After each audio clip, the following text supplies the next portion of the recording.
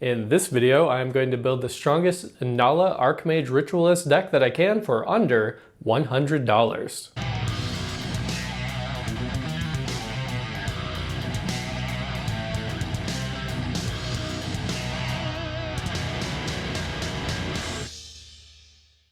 Card prices are based off TCG player prices. Cards prices will fluctuate in the future, altering the total cost of this deck, likely causing it to be more than $100. Basic land prices were not included when evaluating the cost of this deck. Welcome to the Dankest Dungeon. My name is Jason, and in this video, we're going to be doing another $100 deck tech. This time, we're going to be focusing on one of my personal favorites, Queen of the Wizards, Inalla Archmage Ritualist. This will be a combo-oriented deck that's also chock full of wizards to take advantage of her Eminence ability. Let's get started by taking a look at the commander.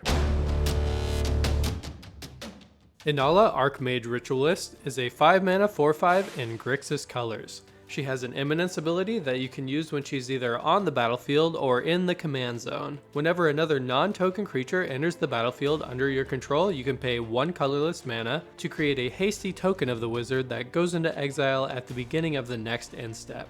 This is an awesome ability, and boy do I love Eminence. Not having to cast your commander or ever worry about them being removed is such a good feeling to have. She also has one additional ability to tap 5 wizards you control to make target player lose 7 life. I guess it's always nice to have more abilities, but I really don't see this one being used very often in this particular deck. So that's Inalla. Now let's take a look at how the deck plans to win.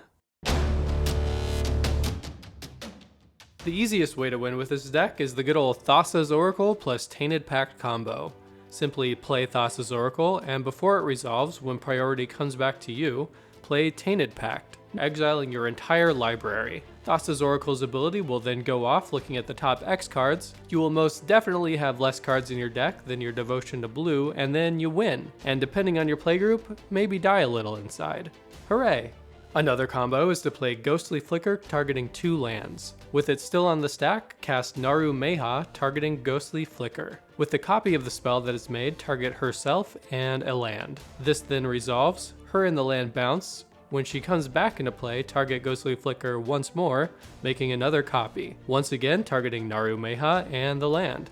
Tap the land to float a mana, and then repeat the process for infinite colored mana. Once you have infinite mana, you can also bounce other creatures you control instead of the land, alongside Naru Meha, for infinite enter the battlefield triggers. And you can even use the infinite mana that you made earlier to make infinite hasty tokens of any non-legendary creatures that you have in play, with Inalla's Eminence ability. You can do a similar thing with Naru Meha and Displace, or Illusionist Stratagem. You won't be able to net infinite mana this way since they cannot bounce lands, but they do both give you infinite ETB triggers, and Illusionist Stratagem will also let you draw your entire deck, if you're into that sort of thing.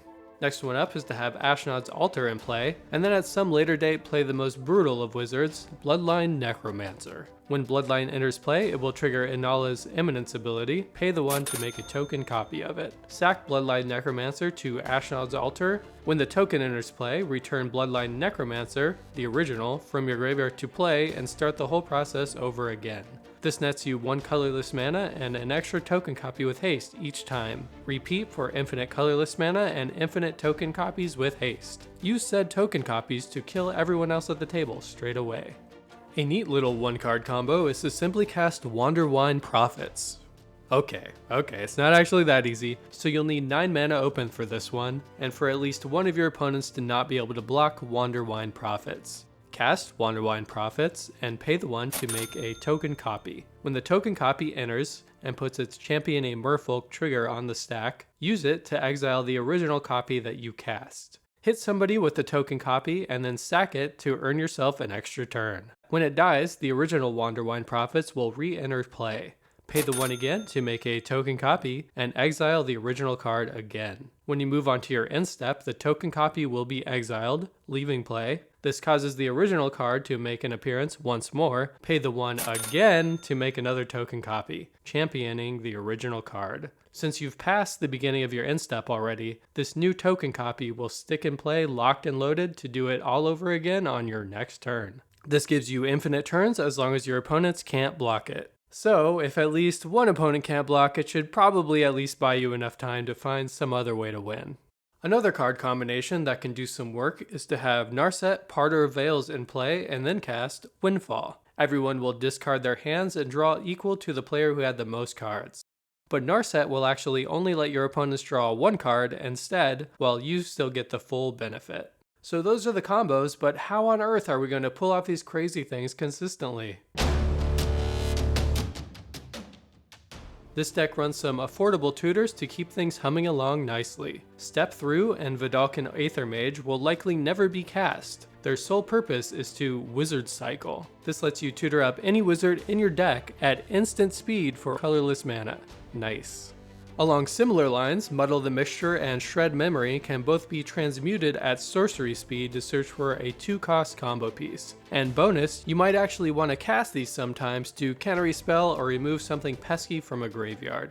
Solve the Equation and Diabolic Tutor are two more traditional tutors, with Solve the Equation grabbing any instant or sorcery, and Diabolic Tutor grabbing any one card with the added benefit of not having to show it to everyone.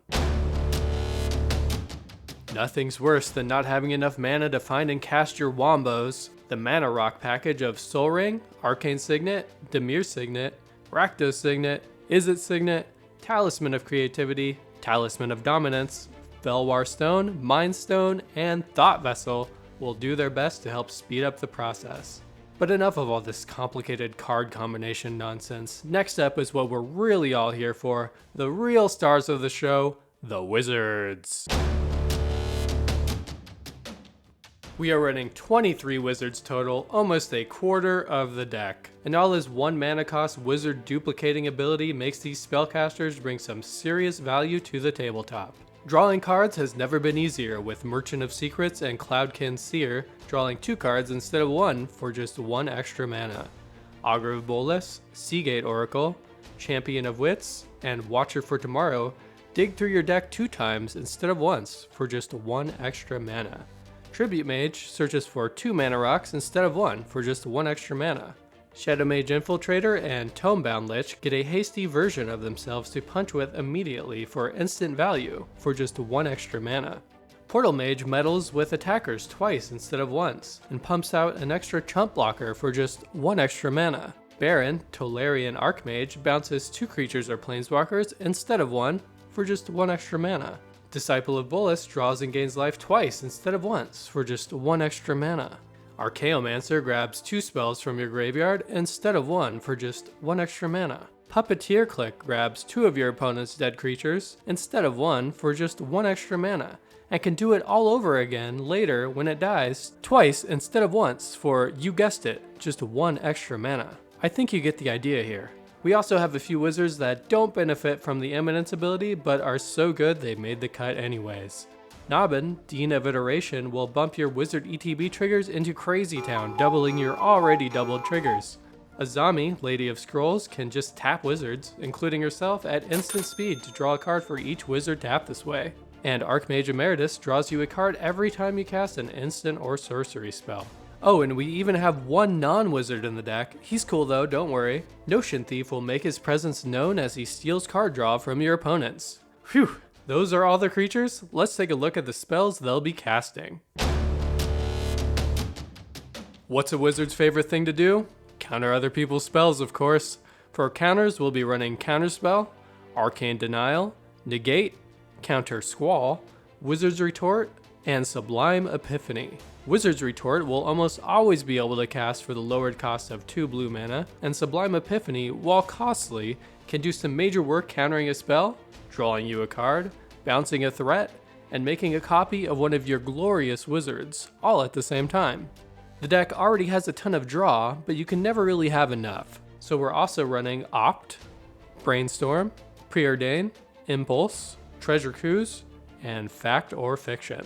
Removal spells include Doomblade, Go for the Throat, Infernal Grasp, and the 1 red spell in the deck other than Inalla herself, Blasphemous Act. The deck isn't running many red sources, but the singular red cost on Blasphemous Act makes it playable as our oh shit button if the board gets out of hand. Rounding out the list are 2 reanimation spells with Unearth and Victimize, to bring back your favorite dead wizard with an ETB effect, and don't forget to pay the 1 extra to double the value. That's everything in the list other than the lands. As you'd expect with a budget deck, the land base is primarily basics, with 20 basic islands and 9 basic swamps. For multicolor lands, we're running Command Tower, Choked Estuary, Exotic Orchard, Shivan Reef, Smoldering Marsh, and Sunken Hollow. These should almost always be coming into play untapped. The last land we're running is Riptide Laboratory, which can bounce any wizard back to your hand for a small fee, letting you save them to removal or enabling you to replay them to use their ETB effect again. In order to keep the mana base consistent, we've almost entirely removed red out of the equation, just splashing in enough with mana rocks and a couple of lands to make our 2 red spells, Inalla and Blasphemous Act, playable when need be. And that's the list. Please let me know what you think of the list in the comments below. And until next time, thanks for watching. See you next week.